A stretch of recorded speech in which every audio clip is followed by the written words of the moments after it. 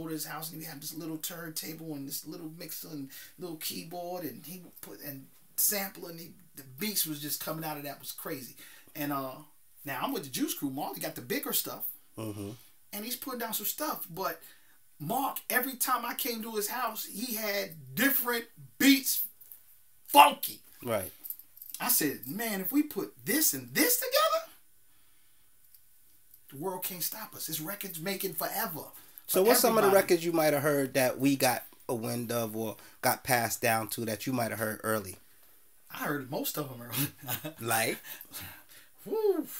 Now, didn't he make the one that Ed Love and them used to always dance to? Oh, yeah, the 900 number. Yeah, right. The 900 number. Oh, yes.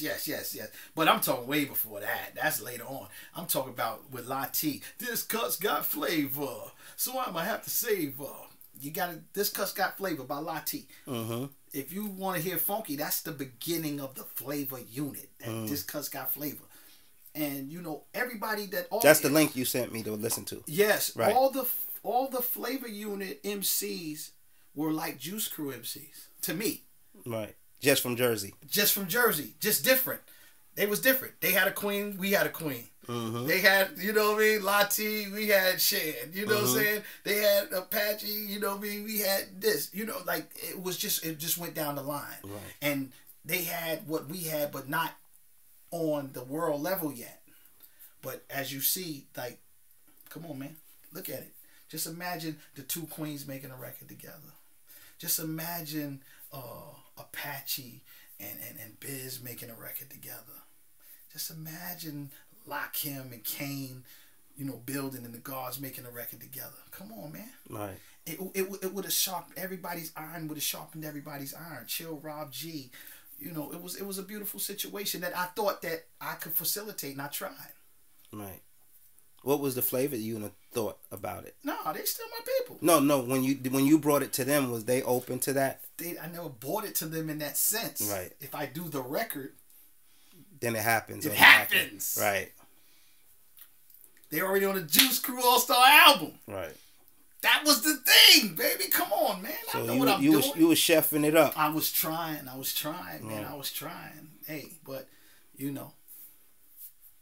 So what was your relationship with? So you was telling me you met Mark. Shit,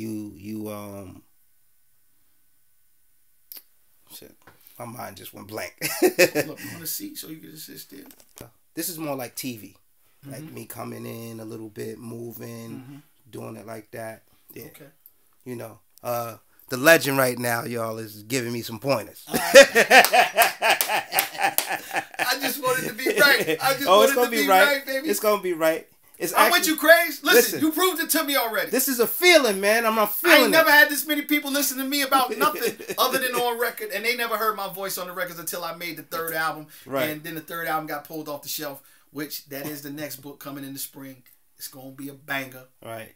The whole story. Nothing but the story. Yeah, I'm going back to my origins of holding the camera and doing the interview. I'm taking it off the tripod. Anybody that follow me knows how I gave it up and how I became successful by this very style right here is what I created and built my name off of. So we going back to the origins. Hey, you know, back to the top, right, baby. Right. So what was your relationship back then in the I guess the early '80s?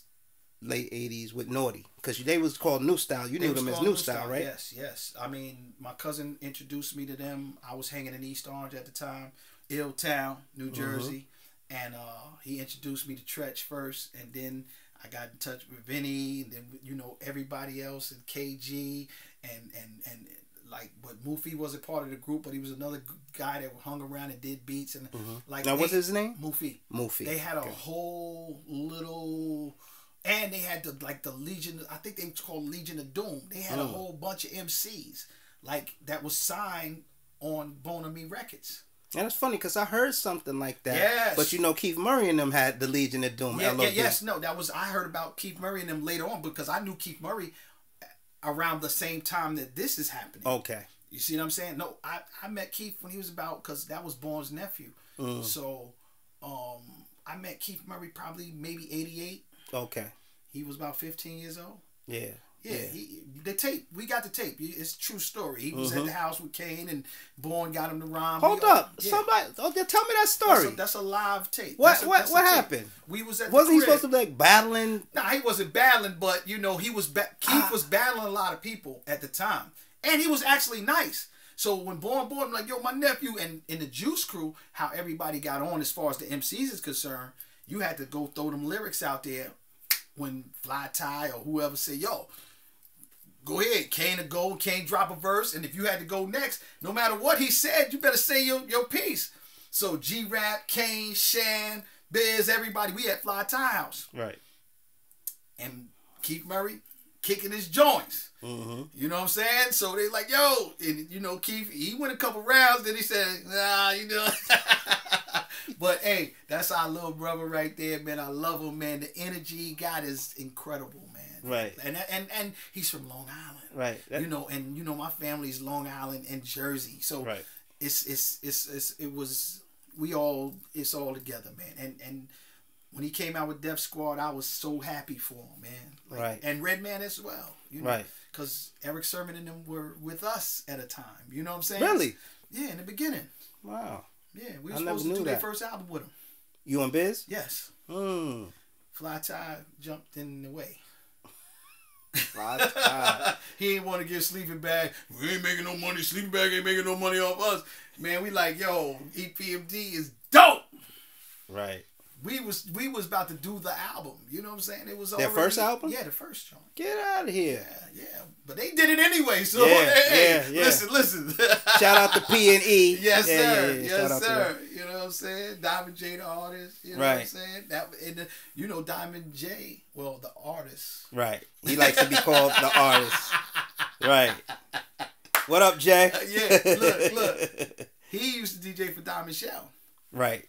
Yeah, they was boys. They all from the same. Yeah. See, we all from the same neighborhood. Exactly. But they was on. You know, we lived in Regis Park. They lived on the other side. There you go. So he used to be in the studio laying down Shell's album with Biz because I didn't lay down a lot of Shell's tracks. Right. You know, I did a couple from scratch, but I didn't do all of them. Like Biz and Diamond J and Shell was in on that project more than me. You know, I came in and mixed it and finished it, but I didn't do a lot of the tracks from scratch. I maybe did like 3 tracks on Shell. So my question: what was your relationship with Kool G Rap? That's my brother, man. That's Juice Crew All Star, man. Listen, everybody that's the artists, we all got along. Right.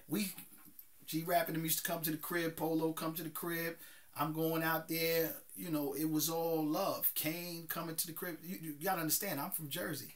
So when everybody came to Jersey, I would have, you know, we would have the equipment set up like this, and everybody would battle. You know, G-Rap. It'd been Kane. dope if you had some of them tapes still around. Yeah, man.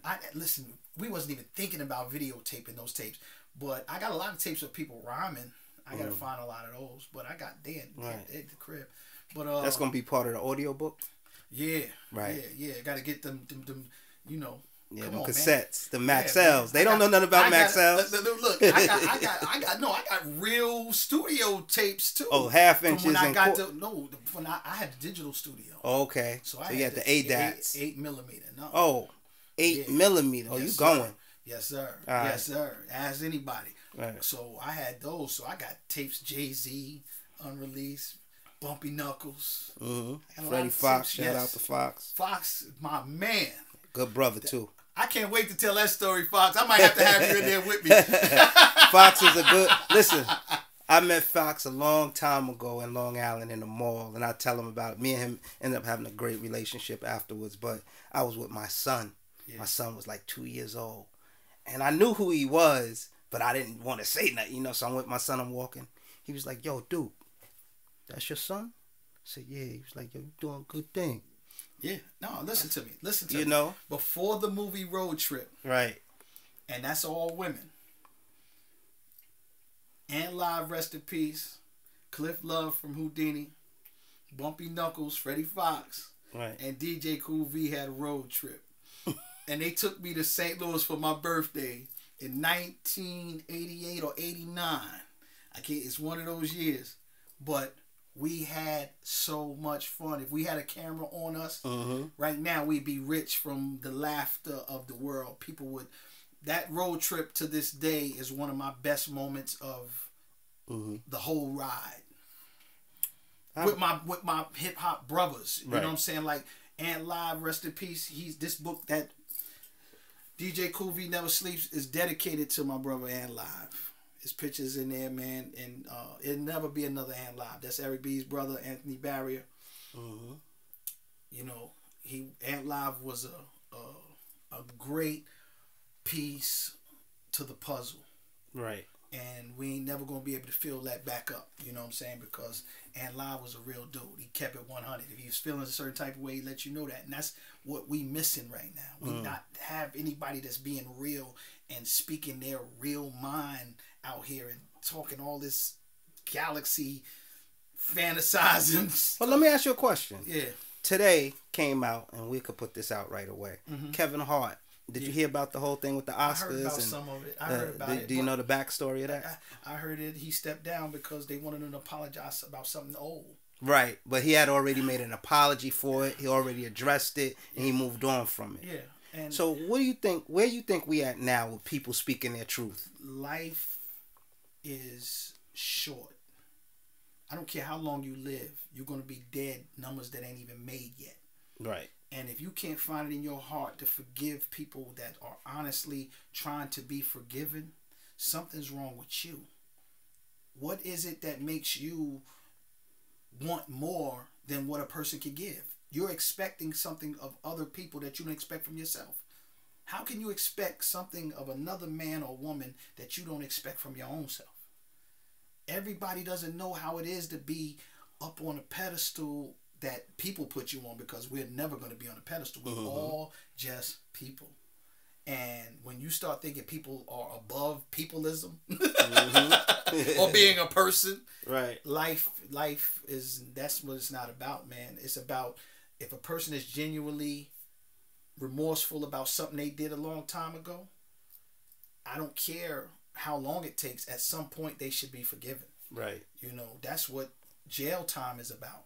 Once you do your time, you are supposed to be forgiven. Right. That's, you did for that. Right. It's over. They still hold it against you. They hold that against you. Afterwards.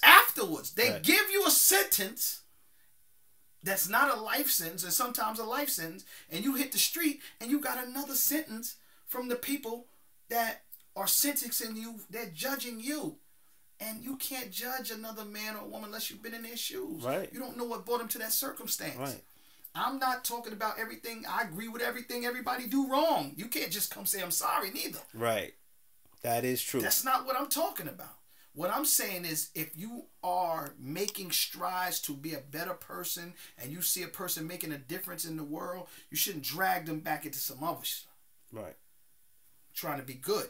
Well, we have a problem. We have, a lot of people have a God complex, meaning that they, they want to have the final say, or they want to dictate where you get or where you go. I think it's just, we all have access to be heard now. It's social media. Right. So everybody speaks their piece, and when somebody hears a million people say something, they feel that they got to do what the million people say. Right. That don't mean because a million people said something that it's right. Right. The truth is the truth. That's it. I don't care if a million people over there standing on that lie. I'm going to stand on this truth over here with whoever with me. And that's the way we going to go out. And if y'all smother us with lies, the truth will stand up. That's it, man. The truth is going to be the truth. If you ain't about telling the truth, or you get mad at somebody for telling the truth or their truth, you know what I'm saying? Like, I can't get mad at somebody because they told something. But if you know the truth and you still standing on that, and I know you know, if you don't know, I think that's what a post I made today. Right. It's not wrong to not know. It's wrong to stand on the lie. Correct. That's what's wrong. If I don't know something and somebody told me something and I believe it's true, you can't knock me for that. I got it from the person that is supposed to be credible. But when you find out that that person ain't that credible no more, you supposed to Stand off that. Be like, listen, I was wrong. I thought I